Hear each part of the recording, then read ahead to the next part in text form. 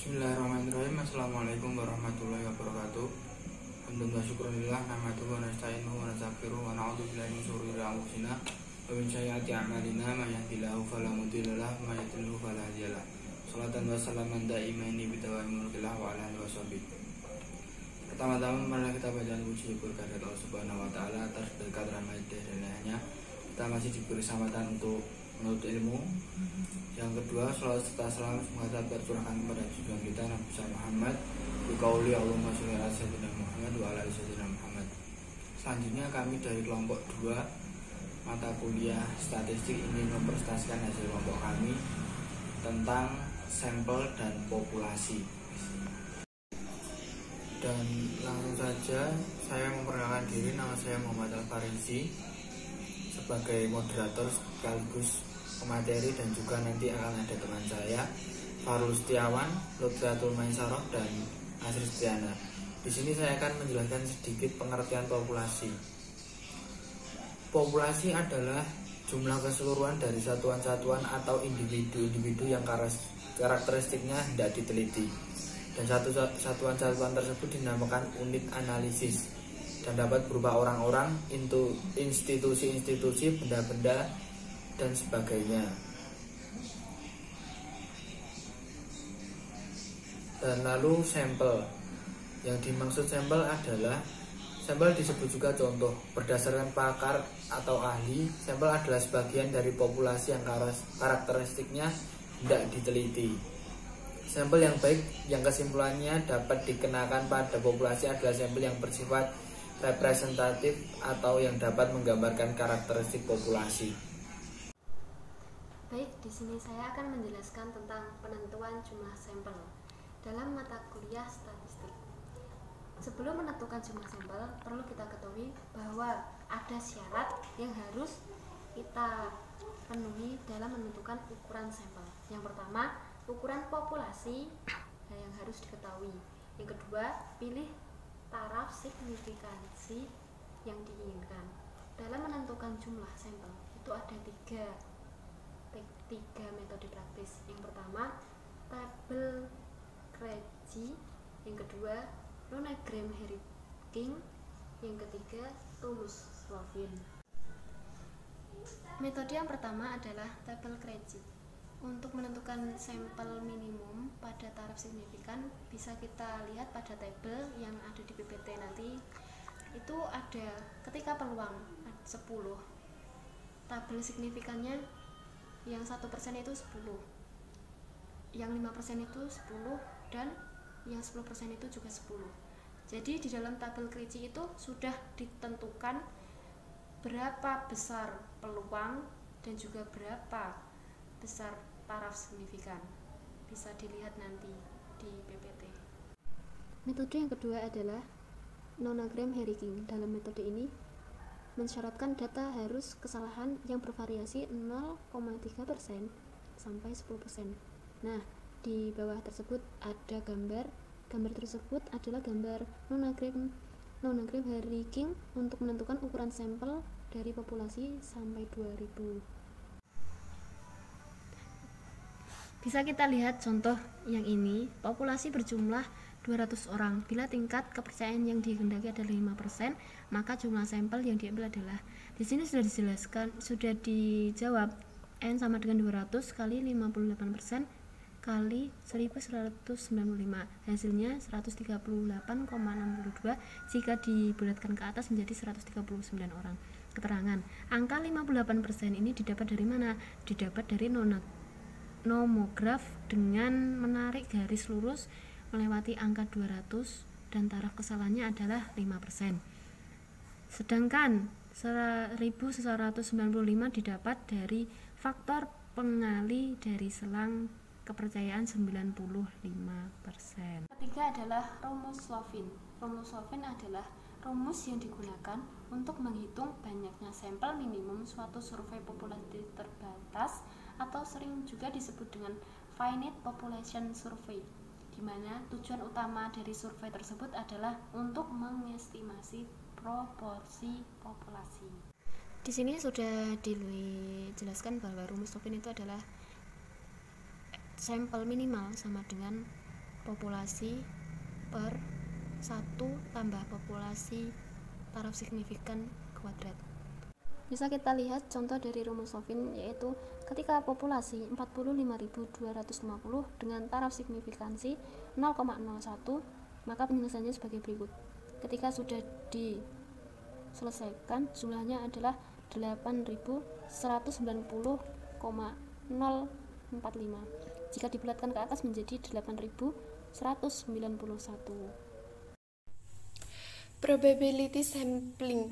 Probability sampling adalah salah satu teknik pengambilan sampel yang memberikan peluang yang sama bagi setiap anggota untuk dipilih menjadi anggota sampel.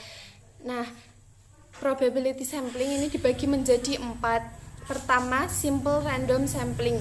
Dinyatakan simple karena pengambilan sampel anggota populasi dilakukan secara acak tanpa memperhatikan strata yang ada dalam populasi. Teknik ini hanya digunakan jika populasinya homogen.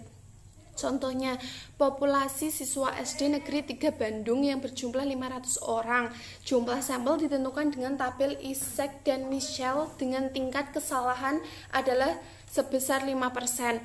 Sehingga jumlah sampel ditentukan sebesar 205. Jumlah sampel 205 ini selanjutnya diambil secara acak tanpa memperhatikan kelas, usia, dan jenis kelamin. Yang kedua adalah proportionate stratified random sampling.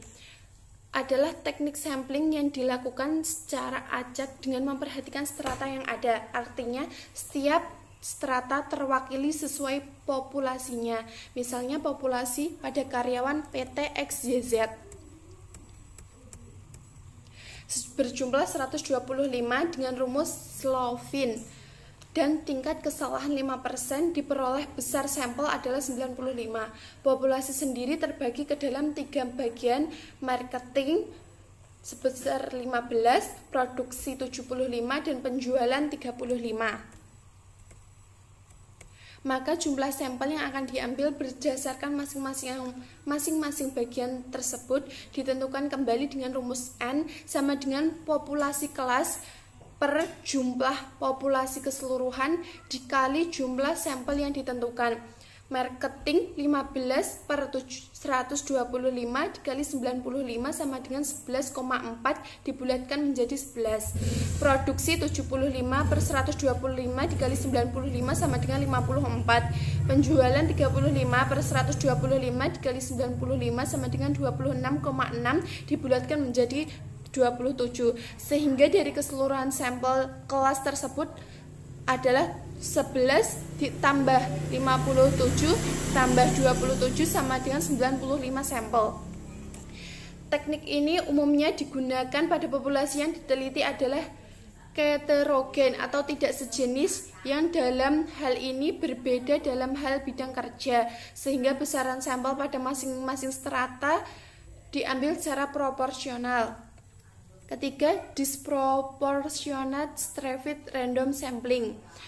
Digunakan untuk menentukan jumlah sampel bila populasinya berstrata tetapi kurang proporsional. Artinya ada beberapa kelompok strata yang ukuran kecil sekali. Misalnya populasi karyawan PT ABC berjumlah 1.000 orang yang berstrata berdasarkan tingkat pendidikan SMP, SMA, D3, S1, dan S2. Namun jumlahnya sangat tidak seimbang, yaitu SMP 100 orang, SMA 700 orang, D3 180 orang, S1 10 orang, dan S2 10 orang.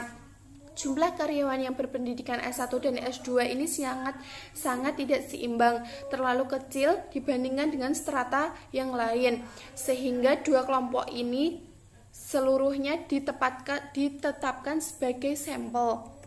Yang keempat, cluster sampling atau area sampling. Teknik pengambilan sampel ini digunakan jika populasi tidak terdiri dari kelompok-kelompok individu atau cluster. Misalnya dari 27 provinsi diambil 10 provinsi secara acak. Teknik sampling daerah ini digunakan untuk menentukan sampel bila objek yang akan diteliti atau data sangat luas. Sekian. Assalamualaikum warahmatullahi wabarakatuh. Perkenalkan, saya Farul Setiawan.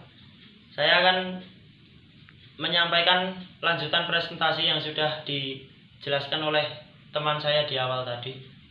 Saya akan sedikit menyampaikan masalah non-probability sample.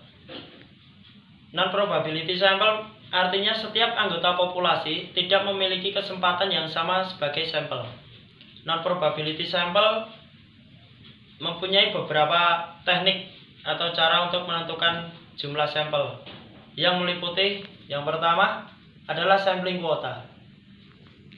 Sampling quota merupakan suatu teknik untuk menentukan jumlah sampel dari anggota populasi yang memiliki ciri khusus yang dibutuhkan oleh peneliti dengan jumlah atau kuota yang sudah ditentukan. Yang kedua merupakan sampling insidental. Sampling insidental adalah suatu teknik yang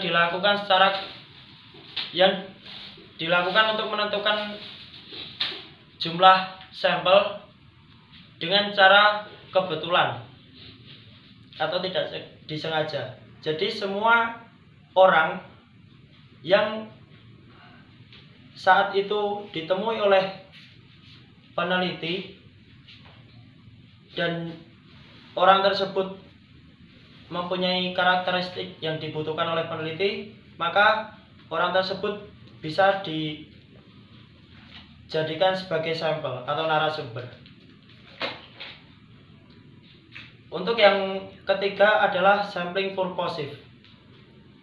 Sampling purposive merupakan suatu teknik yang dilakukan oleh peneliti untuk menentukan jumlah sampel dengan pertimbangan khusus. Sampling purposive biasanya dilakukan juga pada penelitian kualitatif. Untuk yang kelima adalah sampling jenuh. Sampling jenuh adalah sampel yang mewakili jumlah populasi.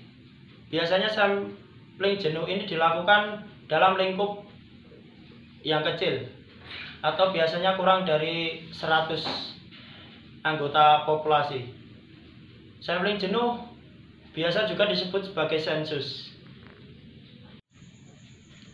Yang berikutnya atau yang keenam adalah snowball sampling.